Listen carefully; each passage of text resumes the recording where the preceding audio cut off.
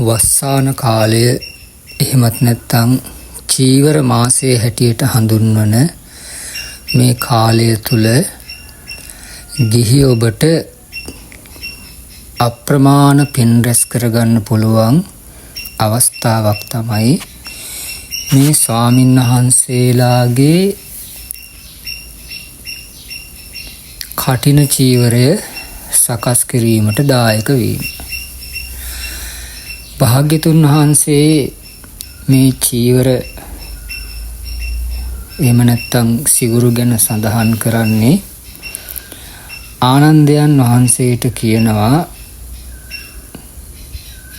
මගධ කෙත දැකලා මගධ කුඹුරු යාය දැකලා කියනවා ආනන්ද මේ සතරැස් ලියදි බැඳා වූ දිගින් හා පළලින් බැඳි මහමිය රැත්තා වූ අතරතුර බැඳි කුඩා මිය රැත්තා වූ බඳින ලද සතර හන්දි ඇත්තා වූ මගධ කෙත දුටුවාද කියලා අහනවා. ඒ කියන්නේ මේ මගධ කෙත්‍යාය දුටුවද කියලා. භාග්‍යවතුන් වහන්සේ දේශනා කරන ආනන්දය භික්ෂූන්ට මේ විදිහට මේ කඩ කප නැත්නම් අර කොටු එන විදිහට ඔයගලන්ට තේරෙන විදිහට කිව්වොත් සිවුරු මහන්නට අනුදැන වදාරනවා කියලා. එතකොට මූලික වශයෙන් මේ චීවරය ගැන ඒ විදිහට තමයි සඳහන් වන්නේ. එතකොට භික්ෂුන් වහන්සේලාට චීවර 9ක් භාග්‍යතුන් වහන්සේ අනුදැන වදාරලා තියෙනවා. නමුත් ඒකෙන් ප්‍රධාන වන්නේ සංඝාටිය, උත්තරා සංඝය, අන්තරවාසිකය කියන තුන. එතකොට සංඝාටිය කියන්නේ දෙපොට සිවුරට, උත්තරා සංඝය කියන්නේ තනිපොට සිවුරට, අන්තරවාසිකය කියන්නේ අඳින සිවුරට. එතකොට මේ තුන් චීවරය තමයි මූලික වශයෙන් ප්‍රධාන වශයෙන් භික්ෂුන් වහන්සේලාගේ පරිහරණය සඳහා පවතින්නේ. එතකොට භාග්‍යතුන් වහන්සේ දේශනා කරනවා සියලු බුදුවරුන්ගේ චීවරයට අනිකුත් චීවර කුඩා වෙන්න ඕනේ කියලා. එතකොට භාග්‍යතුන් වහන්සේගේ චීවරය දිගින් සුගත් වියනින් 9 වියතක් හා පළලින් වියත් 6ක් කියලා සඳහන් කරනවා. එතකොට සුගත් වියත කියන්නේ වඩුරියනින් 1/4ක් කියලා යම් තැනක සඳහන් වෙනවා. එතකොට මේ වගේ ප්‍රමාණය තමයි සාමාන්‍යයෙන් සුගතයන් වහන්සේගේ සුගත් චීවරය. එතකොට ඊට වඩා අඩු ප්‍රමාණයකින් තමයි භික්ෂුන් වහන්සේලා මේ සිවුරු සකසා ගන්න ඕනේ.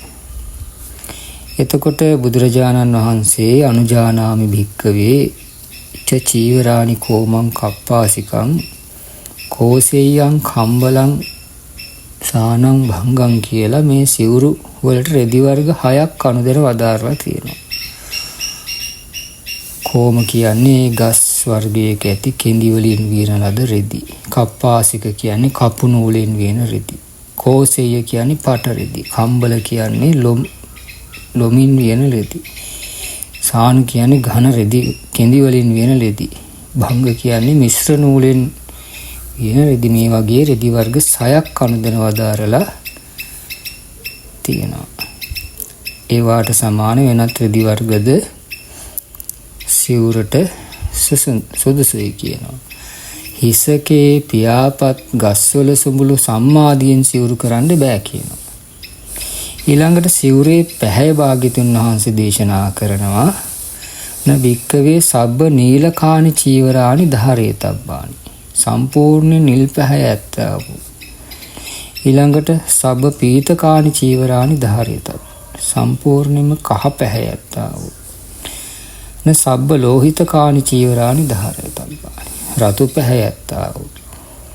ඊළඟට මේ විදිහට විස්තර කරනවා මදටිය පැහැ ඇත්තා වූ කළු පැහැ ඇත්තා වූ පත්තයන්ගේ පිටේ පැහැ ඇත්තා වූ ඉදුණු කොළවල පැහැ ඇත්තා වූ සිවුරු දරන්න බෑ කියනවා.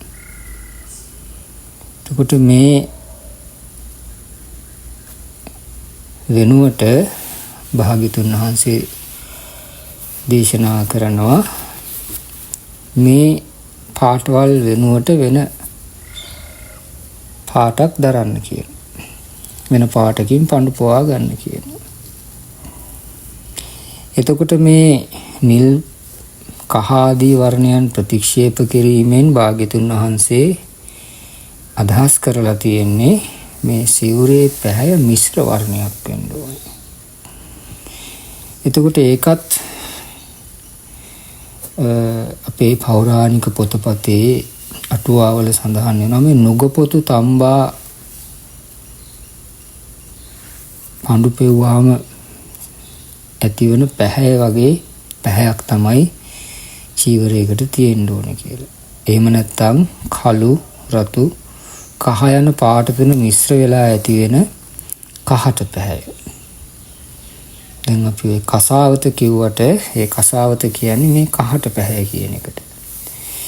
එතකොට මේ වගේ භාග්‍යතුන් වහන්සේ මේ චීවරය පඳු පෙවීම සම්බන්ධයෙන් ඊළඟට සඳහන් කරනවා අනුජානාමි භික්කවේ ච රජානානි මූල රජානං බන්ධ රජානං තච රජානං පත්ත රජානං පුප්ප රජානං ඵල රජානං කියලා මේ මුල් කැඳ පොතු කොළ මල් ගෙඩි යන මේ වර්ග 6 පඳු ගැසීම පිණිස නැත්නම් මේ චීවර පඳු පෙවීම පිණිස අනුදැන වදාරනවා.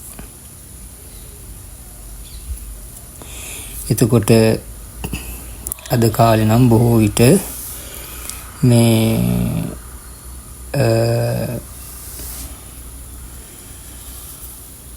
ඒ වගේ හොයාගන්න අපහසු වුණාම ඒ වෙනුවෙන් සකස් කරලා තියෙන ඔය ඩයි වර්ග ආදිය සමහරක් වෙලාවට යොදා ගන්න අවස්ථා තියෙනවා. එතකොට මේ කාරණා තුන කෙටියෙන් සඳහන් කරේ මේ කාරණා ටික කෙටියෙන් සඳහන් කරේ මේ චීවර පඳු පොවද්දී ඔබට අප්‍රමාණ පිනක් රැස් කර ගන්න පුළුවන් විදියට මේ චීවරේ පඳු පොවන්න නම් ඔබ මේ සිවුරු පඳු පොවන වෙලාවට හොඳට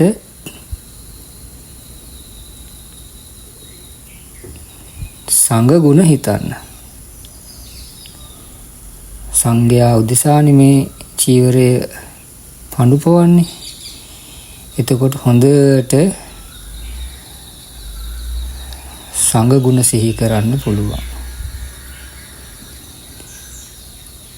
එතකොට ඔබට ඒක මහත්ඵල මහානිසංස වෙන විදිහට ඒ චීවරය පඳු පොවන්න පුළුවන්. ඊළඟට ඔබ මෙන්න මෙහෙම හිතන්න. අපි මේ මහලා රෙදි හොයාගෙන මහලා සකස් කරලා මේ පඳු පොවන සිවුර මේ චීවරය තමයි මේ මහා සංඝරත්නය උන්වහන්සේලාගේ සීතල නැති කරගන්න, උෂ්ණය නැති කරගන්න, මේ මැසි මදුරුවන්ගෙන් සුළඟෙන් නවුවෙන් පත්තෑ ගෝනුසු ආදී සර්පයන්ගෙන් වන පීඩා වළක්වා ගැනීම පිණිස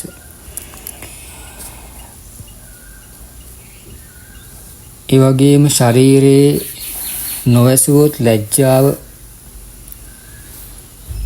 නැතිවනේ ශරීරාවයන් වසා ගනුම පිණිස තමයි මේ චීවර පරිහරණය කරන්නේ.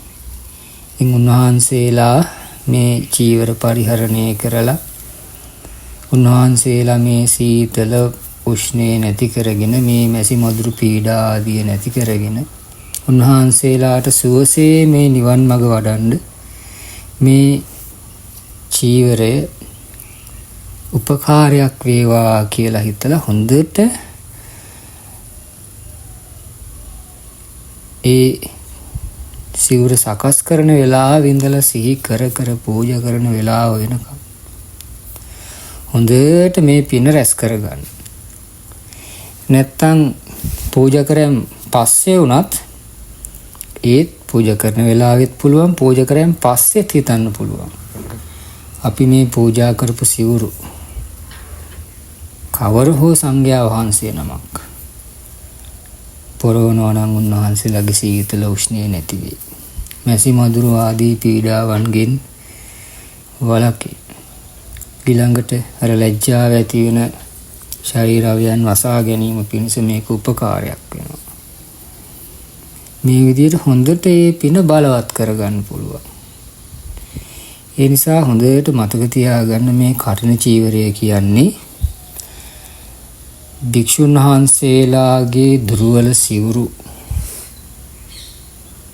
පවතිද්දී නැත්නම් සිවුරක අඩුපාඩුවක් තියෙද්දී ඒ සිවුර ලබා ගන්නට තියෙන විනයානුකූල ක්‍රමයක්. නැතුව සැනකෙලියක් නෙමෙයි. එතකොට ඒකට දායක වීමට අවස්ථාවක් හැටියට ඔබට මේ වස්සාන කාලේ නැත්නම් චීවර මාසයේ චීවර කාලය ලැබෙන. එතකොට ඔය කඨින චීවරයට කොච්චර ඔක වන්දනාමාන කර කර හිටියත් වැඩක් නැහැ. මෙන්න මේ විදියට හොඳට සංඝගුණ හිතලා මේ චීවරේ පූජා කිරීමේ ආනිසංස හිතලා හොඳට හිත පිනින් පුරව ගත්තොත් ඔබට අප්‍රමාණ වූ පිනක් මේ